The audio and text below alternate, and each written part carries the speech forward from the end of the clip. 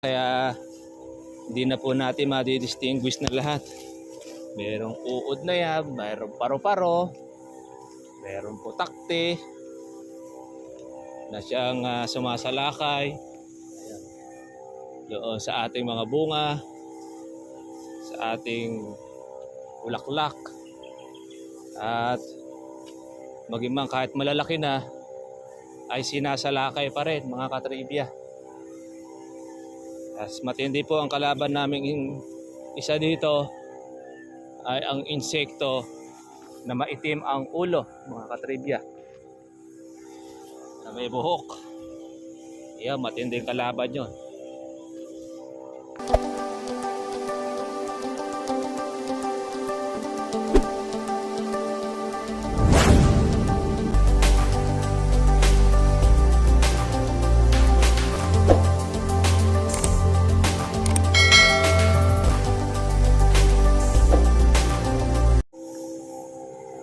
Magandang umaga sa inyo, mga katribya, at welcome sa aking YouTube channel.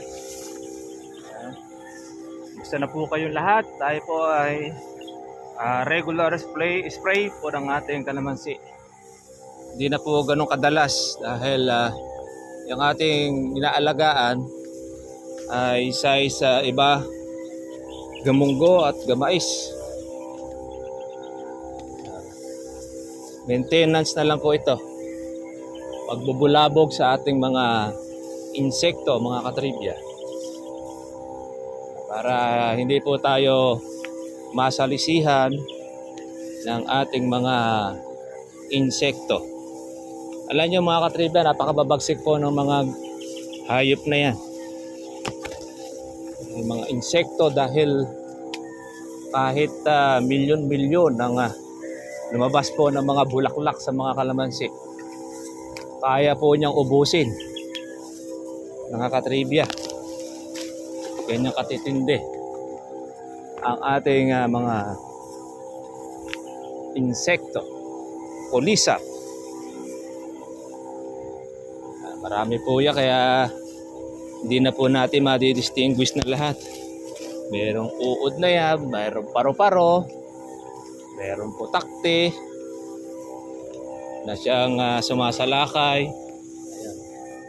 doon sa ating mga bunga, sa ating bulaklak, at maging man kahit malalaki na ay sinasalakay pa rin, mga katribya. As matindi po ang kalaban naming isa dito ay ang insekto na maitim ang ulo, mga katribya, na may buhok. Yan, matinding kalaban yun.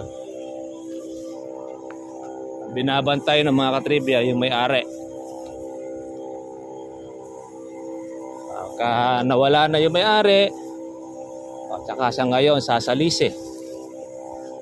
Ganyan ang mga tulonggis na yon.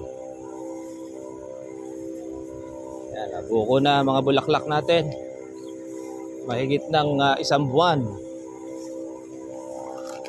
1 month and 2 weeks itong ating inaalagaan. Kung pag-uusapan ay kung gaano karami na po ang ating pag-spray, marami na rito, mga katribya. Hindi lang tayo maksaya dahil chargeable po ang ating gamit. Kaya matipid, menos tayo sa gastos. Tsatsagaan nyo lang, mga ka-farmers. Siyempre meron ding may sira, pero marami naman po ang buo. Siyempre ang ating gamit lang chargeable. Yung mga hindi natin natamaan ng spray, doon po kasalakayan ng mga insekto.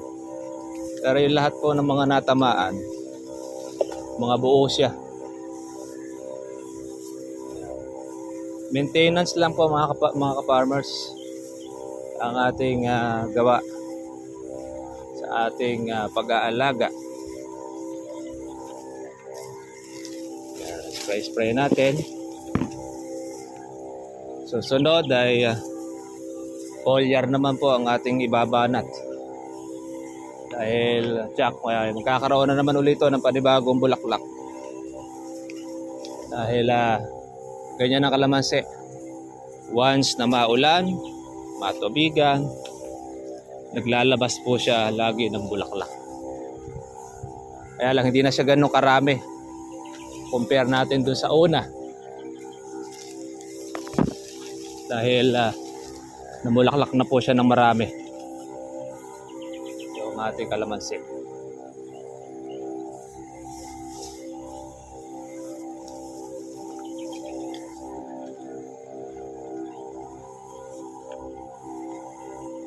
Naaabot pa natin ito mga ka-farmers, yung ating sprayer. Pero next year, pwede na natin itong power spray.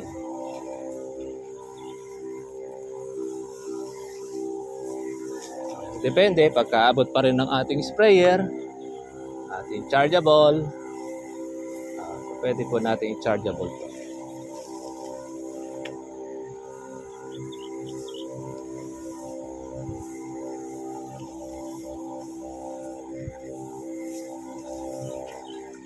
Ayan. Ganyan-ganyan lang po tayo. Maintain.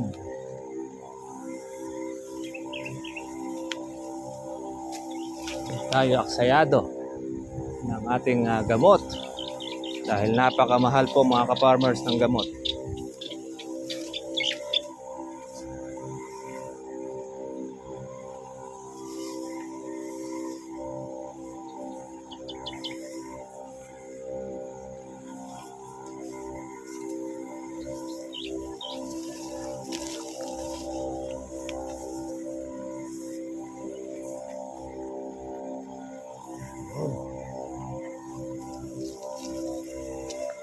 Buti na lang ay maganda ang buga ng ating pito mga ka-trivia.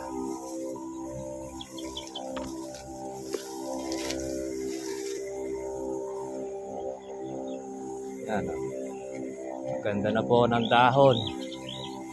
Lalaki na ng garapata ang ating buko. Diyan mo na malalaman kung yan ay buo o sira ang ating bunga. So, makita ng kanyang size at doon sa bilog.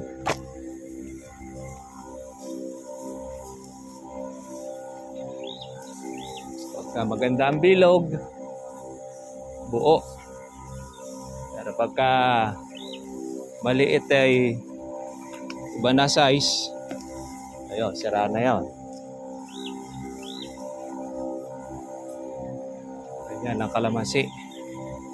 Maselan. Pagka hindi mo inalagaan, walang ititirang bunga sa iyo. Kahit na mahal ang kalamansi at napipitas. Hindi po biro-biro magpabunga mga katribya. Wala kang knowledge, wala.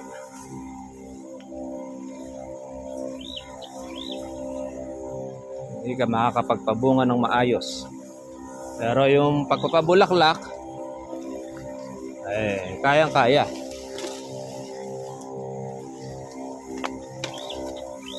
Kaya lang, yung pagpapabulaklak, tsaka yung pagpapatuloy ng bunga, yan po nagkakaroon ng problema.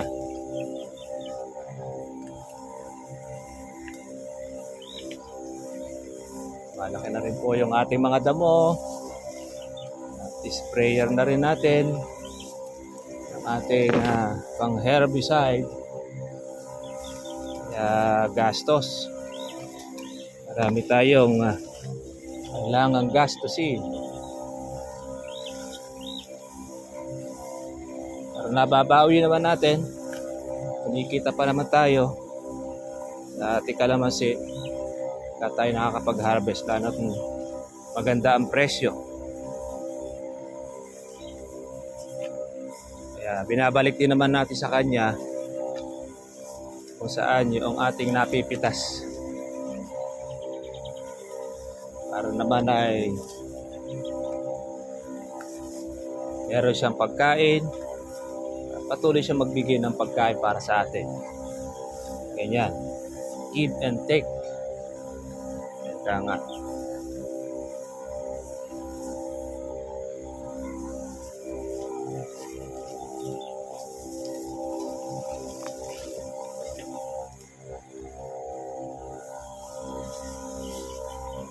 Shoutout natin ang mga taga-ibang bansa. Katutok sa atin. Ay, yung taga Quezon. Ayan, nagpapatulong sa atin mga ka-farmers.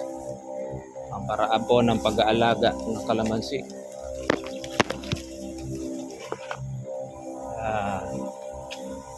Ayan, tulungan natin ang ating mga kababayan.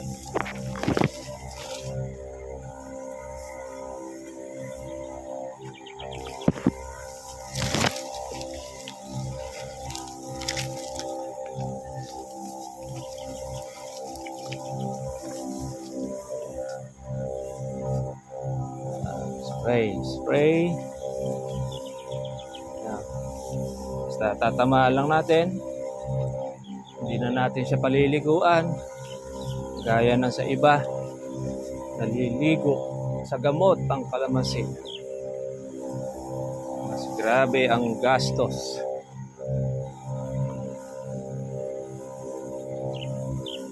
Talang hindi naman po napapatay ang mga insekto.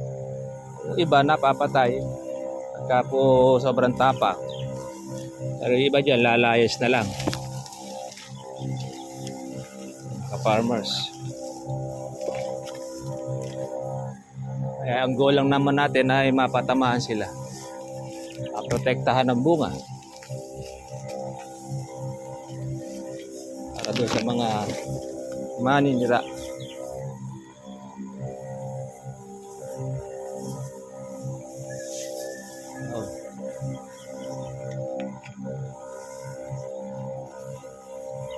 Spray. Naglalalamig naman po mga ka-farmers.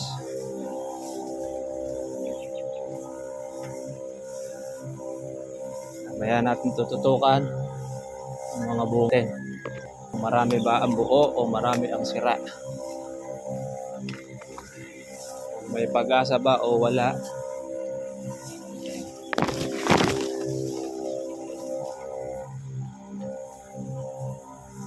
Ay makita ninyo yung resulta ng alagang chargeable doon sa power spray. Kapitbahay natin, power spray po ginagamit noon na nasira.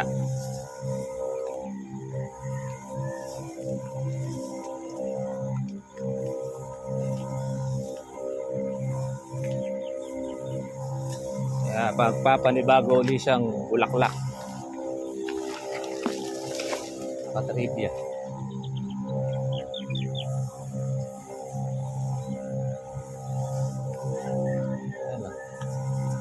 Ganyan lang po kaya yunayo ang buga. Pisik-pisik. Pisik-pisik eka nga, sabi ng ating kaibigan. Yung kanila power spray. Laglag lahat ang bunga. Talang kaya itong atin ay pisik-pisik nagtutuloy. Marami ikang bunga.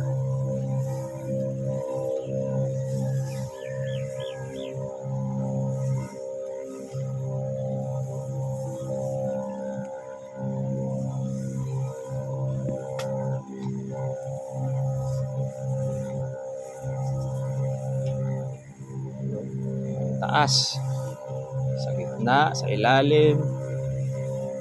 Yan, ang mga lilipad-lipad po ng mga maliliit na insekto.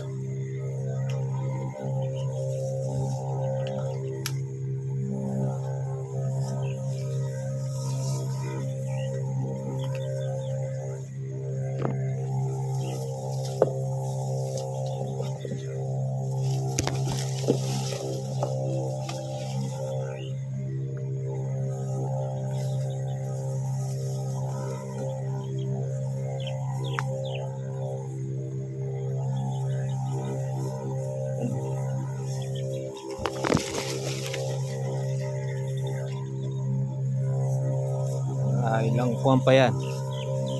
Ilang linggo. Mapapansin na yung mga bunga.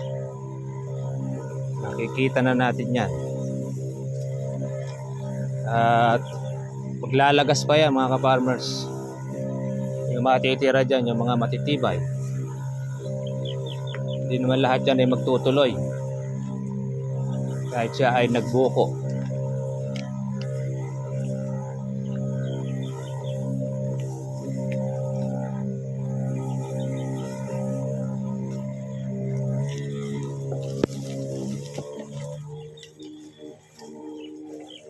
Ayan, tapos na.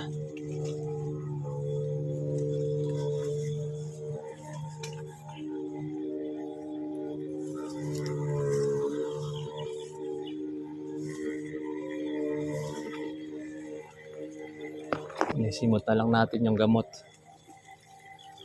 para walang masayang.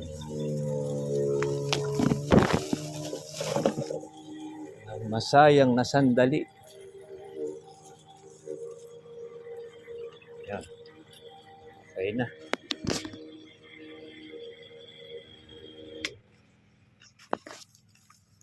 Ayan mga ka-farmers. Okay na po yung ating karga. At tayo naman po ay magpapanibago ulit. Yan yung ating pong mga bunga, mga buko. Marami. Ay, grabe.